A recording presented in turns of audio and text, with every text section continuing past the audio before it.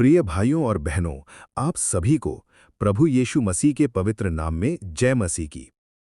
क्या आपके जीवन में बार बार ऐसा होता है कि आप पूरी मेहनत करते हैं लेकिन फिर भी आर्थिक तंगी बनी रहती है? पैसा आता है पर टिकता नहीं, कर्ज उतरने के बजाय बढ़ता जाता है, बीमारी ठीक होती है फिर लौट आती है, घर में शांति आने ही लगती है कि कोई नई चिंता सामने खड़ी हो जाती है। यदि आप इस समय ऐसी किसी परेशानी से गुजर रहे हैं तो आज का ये संदेश आपके लिए है। और सबसे पहले मैं आपको परमेश्वर का एक अद्भुत वचन सुनाना चाहता हूं, क्योंकि इसी वचन में छिपी है वो आशीष जो आपके जीवन की दिशा बदल सकती है। गिनती 6:24 से 26 में लिखा है, यहोवा तुझे आशीष दे और तेरी रक्षा करे। यहोवा अपना मुख तुझ पर चमकाए और तुझ पर अनुग्रह करे। यहोवा अपना मुख तेरी ओर करे और तुझे शांति दे। प्रियजनों, ये केवल एक सुंदर वचन नहीं है, ये स्वयं परमेश्वर द्वारा दी गई महायाजकीय आशीष है। हजारों वर्षों से परमेश्वर के सेवक इस वचन को लोगों के जीवन पर बोलते आए हैं। ये आशीष कर्ज के बोझ तले दबे लोगों को आशा देती है, बीमारों को चंगाई का विश्वास देती है और टूटे हुए हृदयों को नई शक्ति प्रदान करती है। आज भी संसार के अनेक चर्चों में पादरी इस आशीष को विश्वासियों के जीवन पर घोषित करते हैं, क्योंकि ये केवल शब्दों का समूह नहीं है, ये स्वर्ग की ओर से दिया गया एक जीवित वचन है। जब इस वचन को विश्वास के साथ बोला जाता है तो आत्मिक वातावरण बदलने लगता है। निराशा की जगह आशा आती है, भय की जगह शांति उतरती है, बंद दरवाजों पर परमेश्वर का हाथ कार्य करना शुरू कर देता है। दुख की बात यह है कि बहुत से लोग प्रार्थना तो करते हैं पर परमेश्वर के वचनों को अधिकार के साथ घोषित नहीं करते। वे विश्वास तो रखते हैं पर वचन को अपने जीवन पर लागू नहीं करते, और इसी कारण कई बार संघर्ष लंबे समय तक बना रहता है। लेकिन आज सब कुछ बदल सकता है। यदि ये वीडियो इस समय आपके सामने है तो इसे केवल एक संयोग न समझे। परमेश्वर आपको बुला रहा है। वो चाहता है कि आप उसके वचन को सुने, उस पर विश्वास करें और अपने जीवन में उसकी सामर्थ्य को अनुभव करें। हो सकता है इस प्रार्थना के दौरान आपका मन भटके, हो सकता है आपको आलस महसूस हो सकता है आपको लगे कि इसे बाद में सुन लेंगे। लेकिन याद रखिए, जब परमेश्वर का वचन बोला जाता है तो अंधकार की शक्तियां विचलित होती हैं। इसलिए अंत तक जुड़े रहिए और इस प्रार्थना को पूरे विश्वास के साथ स्वीकार कीजिए। अब जहां भी आप हैं, अपने सिर पर अपना एक हाथ रखिए, अपनी आंखें बंद कीजिए, अपने हृदय को परमेश्वर के लिए खोल दीजिए और विश्वास कीजिए कि आज स्वर्ग आपके लिए कार्य करना शुरू कर रहा है। अब आइए इस प्राचीन और सामर्थी महायाजकीय आशीष को आपके जीवन पर घोषित करें। हे स्वर्गीय पिता, हे दयालु और जीवित परमेश्वर, आज हम बड़े नम्र हृदय के साथ तेरे पवित्र चरणों में आते हैं। प्रभु, तू हर उस बात को जानता है जिसे हम शब्दों में भी व्यक्त नहीं कर पाते। तू उन आंसुओं को भी देखता है जो लोगों से छुप कर बहाए गए। तू उस दर्द को भी समझता है जिसे ये व्यक्ति अपने भीतर दबाए हुए है।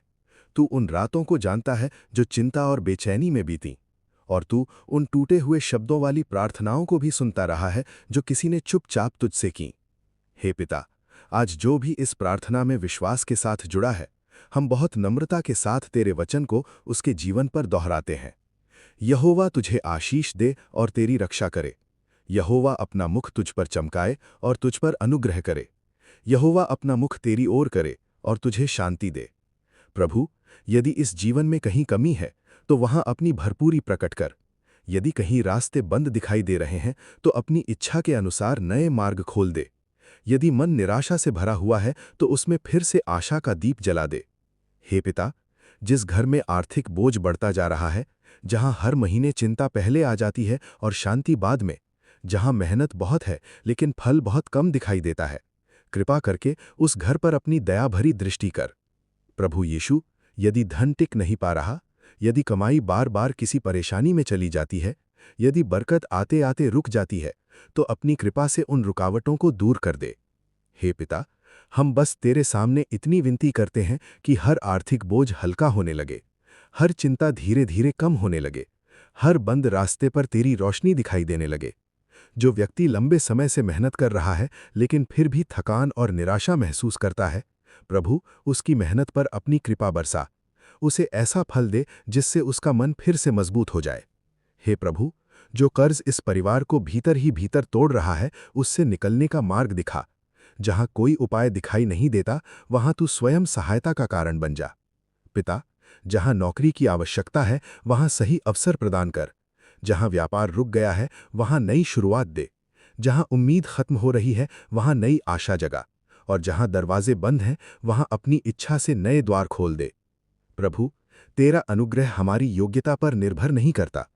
कई बार जहां इंसान हार मान लेता है, वहीं से तू काम करना शुरू करता है। इसलिए आज हम बहुत विनम्रता से इस व्यक्ति के जीवन पर तेरी कृपा और दया की याचना करते हैं। जहां नहीं सुनने को मिला, वहां तेरी इच्छा से कृपा प्रकट हो। जहां सब कुछ असंभव लग रहा है, वहां तेरी सामर्थ्य दिखाई दे। जहां वर्षों से देरी हो रही थी, वहां तेरे समय के अनुसार अच्छे परिणाम दिखाई दे। हे प्रभु, जो आंसू किसी ने अकेले में बहाए, उन्हें व्यर्थ न जाने दे। जो रातें चिंता में बीती, उन्हें अपनी शांति से भर दे। जो मन भीतर से टूट चुका है, उसे फिर से संभाल ले। पिता, इस घर को अपनी सुरक्षा में रख। हर बीमारी में सहारा दे, हर डर में हिम्मत दे, हर परेशानी में अपना हाथ थामे रख। तेरा वचन कहता है कि तू अपने लोगों की रक्षा करता है, इसलिए हम विश्वास करते हैं कि ये परिवार तेरी देखरेख में सुरक्षित रहेगा। हे प्रभु, अपना मुख इस जीवन पर चमका। जहां अंधकार है, वहां उजियाला कर। जहां उलझन है, वहां स्पष्टता दे। जहां निर्णय कठिन है, वहां बुद्धि दे। जहां कोई रास्ता दिखाई नहीं देता, वहां मार्गदर्शन दे। जो अवसर अब तक छिपे हुए थे, उन्हें प्रकट कर। जो लोग सहायता और आशीष का कारण बन सकते हैं, उन्हें इस जीवन में लेकर आ।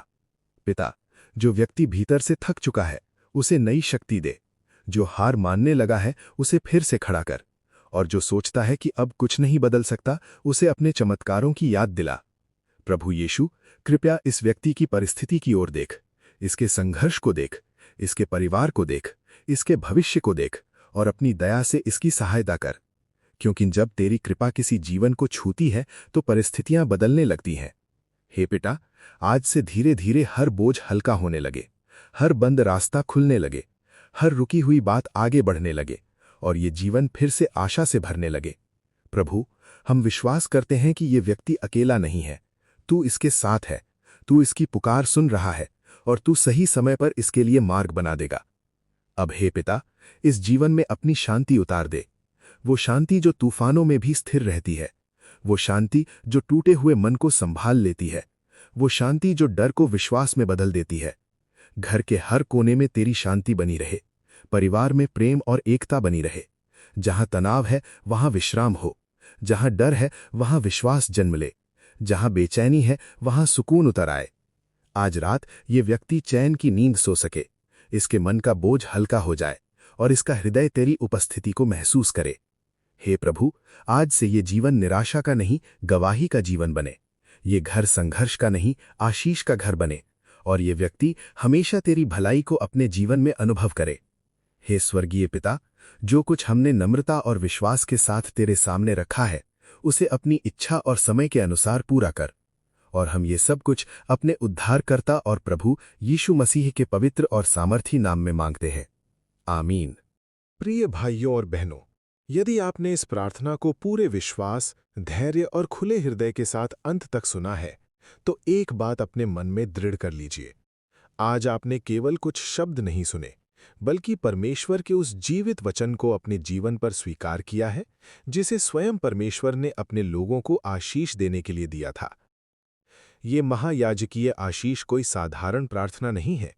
ये लगभग 3000 वर्ष पुराना परमेश्वर का वचन है, जिसे उसने अपने सेवकों को इसलिए दिया था कि वे उसके लोगों के जीवन पर उसकी कृपा, सुरक्षा और शांति की घोषणा करें।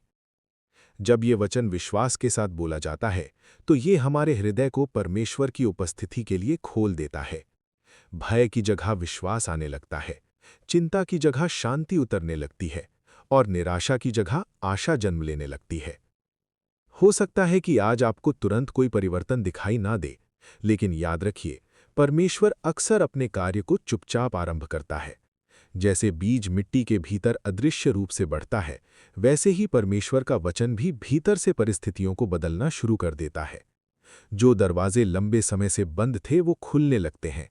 जो रास्ते दिखाई नहीं दे रहे थे वे स्पष्ट होने लगते हैं, और जो बोझ असहनीय लगता था वो धीरे धीरे हल्का होने लगता है।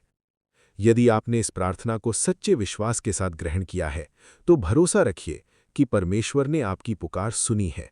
वे आपके आंसू देखता है, आपके संघर्ष को जानता है और अपने उत्तम समय में आपके लिए कार्य करेगा। उसकी आशीष केवल आज के लिए नहीं, बल्कि आने वाले दिनों के लिए भी आपके साथ बनी रह सकती है। इसलिए विश्वास बनाए रखिए, धन्यवाद देना बंद मत कीजिए, और ये आशा अपने हृदय में जीवित रखिए कि परमेश्वर आपके जीवन में एक सुंदर गवाही तैयार कर रहा है। बहुत जल्द आप स्वयं कहेंगे, प्रभु ने मेरे लिए मार्ग बनाया, प्रभु ने मेरे घर में शांति दी, प्रभु ने मेरी कमी को अपनी भरपूरी से बदल दिया। परमेश्वर आपको, आपके परिवार को और आपके आने वाले हर दिन को अपनी कृपा, सुरक्षा और शांति से भर दे। आमीन।